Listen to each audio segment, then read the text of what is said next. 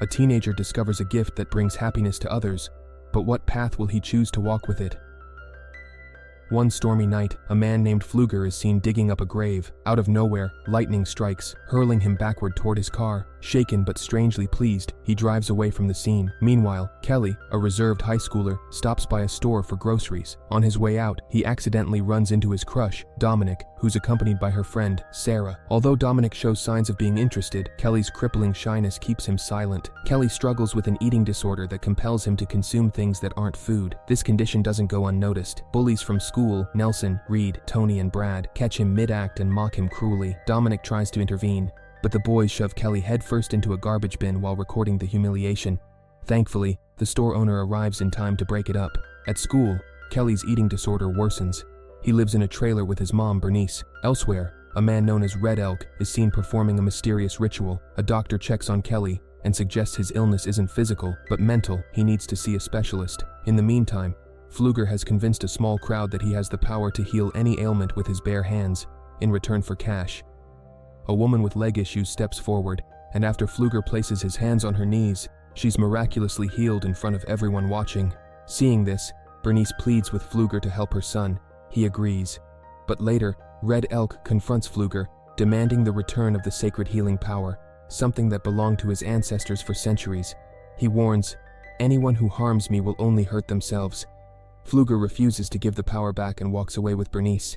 When they arrive at Kelly's trailer, Pfluger insists on payment before starting. Upon touching Kelly, though, he suddenly feels ill and rushes to the bathroom. He returns, smokes, and tries again, only to be overwhelmed by Kelly's ailments and collapses, dead. Kelly wakes up, and for the first time in days, tells his mother he's hungry. Bernice is stunned to see that the scar on his chest has vanished. The next morning, Kelly accidentally cuts his finger, but the wound heals instantly. He shows his mother, who's skeptical, yet relieved that he seems to be better. Later that day, Kelly's bike breaks down, and he runs into Dominic again. She notes that something about him seems different. As he's about to leave, Red Elk suddenly attacks him, but every strike bounces back, injuring Red Elk instead, and forcing him to retreat in fear. Kelly returns home and tells his mother he's found a job.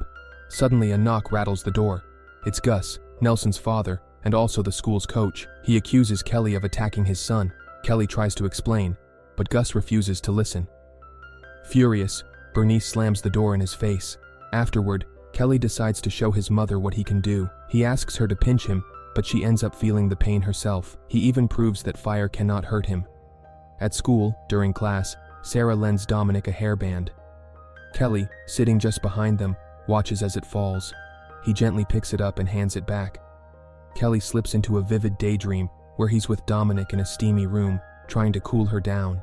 In reality, Dominic starts to feel a strange sensation, and oddly, so does Sarah. In Kelly's imagination, he embraces both girls, and the experience becomes increasingly intense until Sarah lets out an audible sound in class. Embarrassed, Kelly falls from his chair and dashes out, leaving the two girls puzzled. That night, they all end up at the beach, where Nelson and his gang are pestering Dominic. Kelly steps in to defend her. The bullies try to intimidate him, but Kelly, now aware of his strange powers, isn't afraid anymore. Gus orders his boys to stand down, but before leaving, he gives Kelly a warning about what will happen when he finds out the truth. So what exactly went down? Furious, Kelly speeds away on his bike. Brad and his crew chase after him in their sports car, swerving dangerously close in an effort to scare him. Eventually, Kelly crashes and falls, only to be struck by the car. But surprisingly, it's Brad who ends up injured. In shock, the others jump out and try calling for an ambulance. Yet when they notice Kelly is completely unharmed, they abandon Brad and flee the scene. Later on, Kelly changes his shirt and watches as his wounds heal almost instantly. Dominic and Sarah come across the abandoned car by the roadside and find Kelly nearby, completely unscathed. He decides to tell them everything. Eventually, the police arrive with Kelly's mom, Bernice, and the sheriff begins questioning everyone.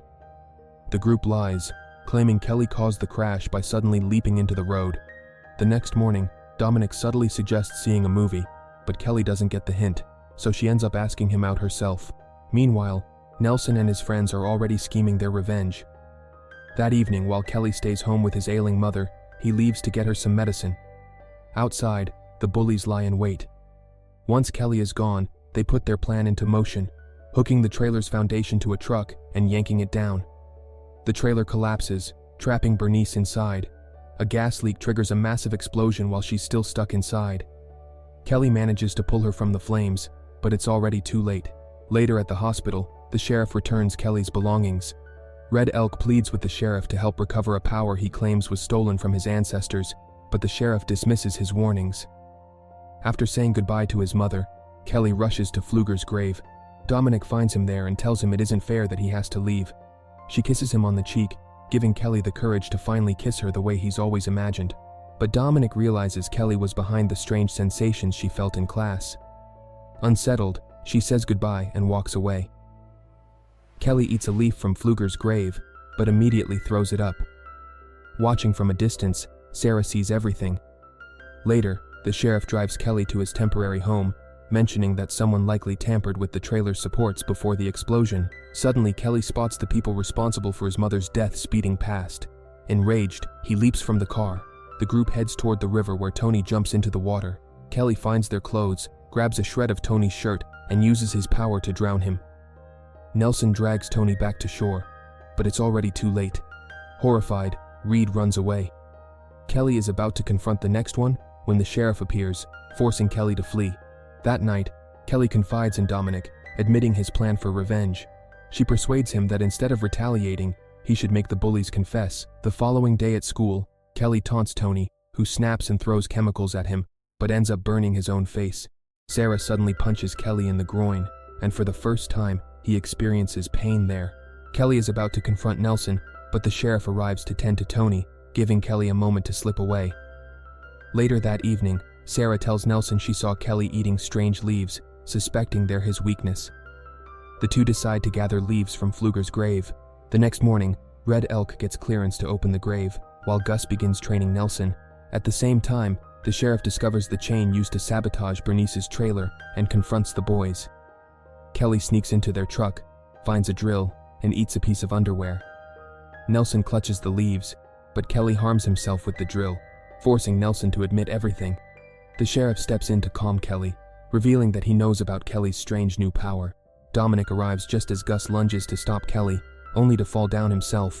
Nelson throws a strange liquid at Kelly that weakens him, but Dominic quickly wipes it off. Gus grabs the sheriff's gun and fires at Kelly, only to accidentally kill both himself and Nelson in the process. In the aftermath, Dominic and Sheriff Adler urge Kelly to give the power back. That night, Red Elk prepares a ritual to reclaim it, but Kelly's bond with the power is too strong.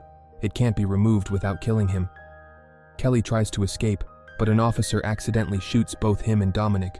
As she lies dying, Dominic begs Kelly not to surrender the power. With fierce determination, Kelly decides that the power should die with him. He consumes Pfluger's heart, feeling every ounce of suffering the man endured before dying. Later, as their bodies are being transported, Dominic suddenly awakens, now carrying the power within her, a burning look of vengeance in her eyes. And that wraps up today's video. Thanks for watching, and we'll catch you in the next recap.